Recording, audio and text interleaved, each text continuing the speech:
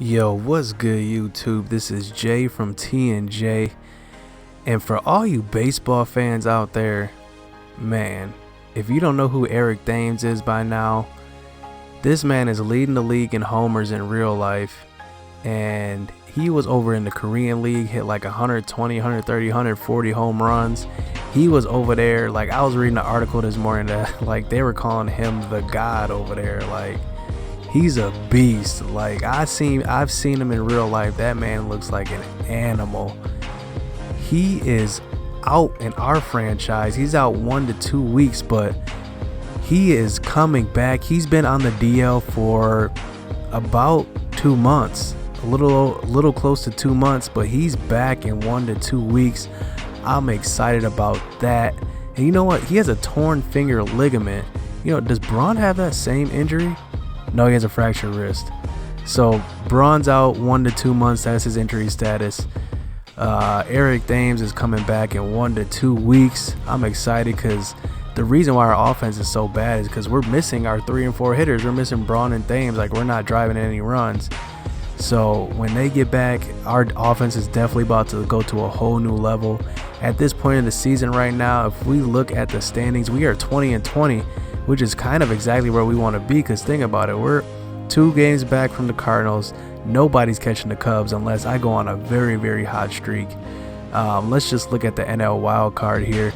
So look, I mean, I'm within 2 games of the NL wild card, so I'm not worried at this point. The Dodgers are right in front of us. I'd imagine they're gonna get hot because they're actually my pick in real life to win the World Series. So I don't expect them to just get a wild card. I expect them to win their division. Matter of fact, let's look at their division.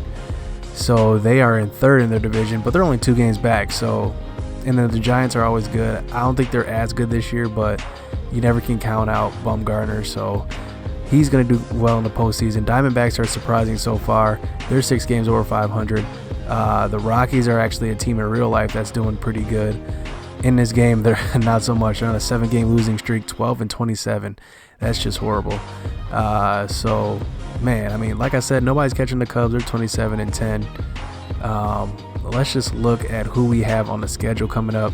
So we won our last game. Junior Guerra was on the mound. I decided to spare you guys another Junior Guerra pitching matchup. So we're going with Zach Davies versus Jared Weaver. We have Toronto coming up the next week, Arizona as well, the Mets to round off the month, and then we'll have the rookie draft, the amateur draft coming soon. So I'm excited, man. Let's just get into this gameplay. Like I said, Thames is back in 1 to 2 weeks. We need him back. We need another bat in the lineup.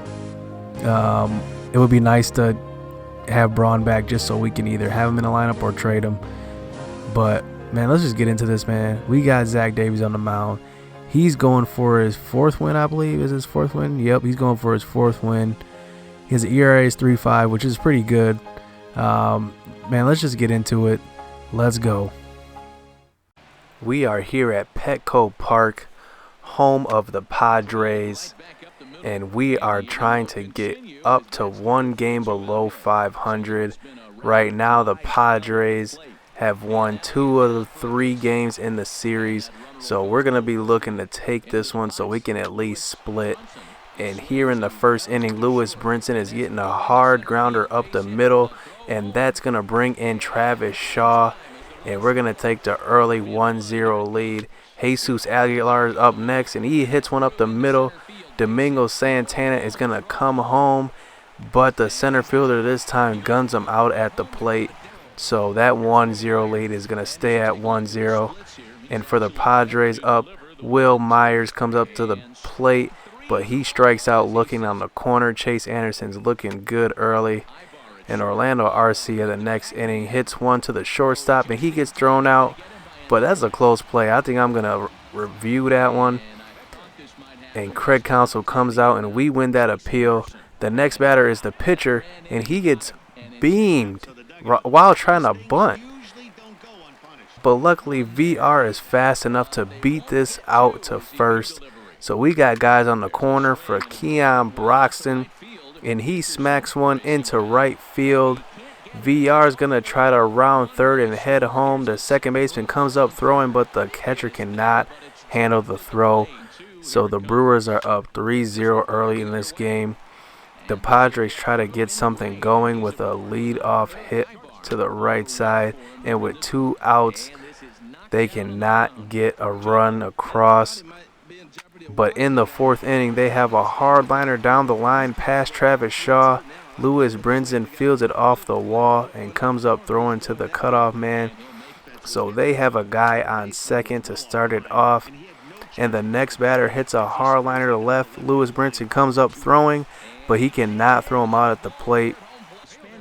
So the Padres at least cut the lead down to 2. And the Brewers lead 3-1 with a hit to the right side by the Padres with 2 outs. But Jesus Aguilar handles this one. He steps on first for the 3rd out of the inning. And the Brewers get out of a small jam. And here in the 5th inning, Domingo Santana gets a hard liner up the middle.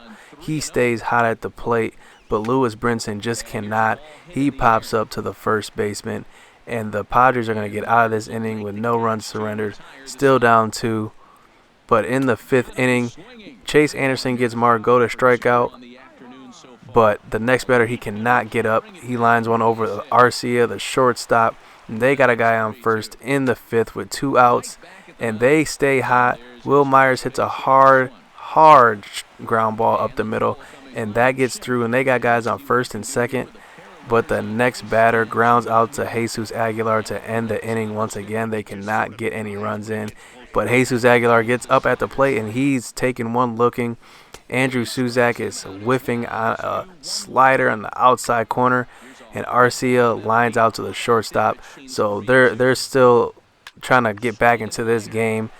But the Padres hit one in the next inning down the line, and they do get it started here. And Domingo Santana comes up throwing to the cutoff man, and they got a guy on second to start this inning.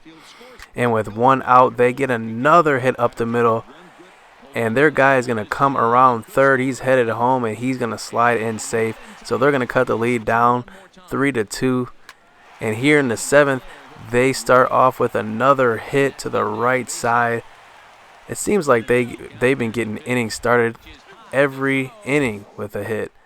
But here, Margot is trying to swipe a bag, and Andrew Suzak throws him out from his knees. But with 2 outs, they keep the inning alive with a hit up the middle. The Brewers keep giving up base runners, but the Padres cannot do anything with them. They ground out to short, and we're on to the 9th inning. And the first batter hits a hard grounder off Neftali Feliz's foot, and it bounces right to first base. That's a gift for Christmas there. And the second batter, Orlando Arcia, handles a soft ground ball, throws to first, and we're down to 1 more out for the game. And we get the next batter, Margot, to ground out to short. And the Brewers are going to walk away with a 3-2 victory. We at least split with the Padres. We're 1 game under 500, 21-22 to be exact.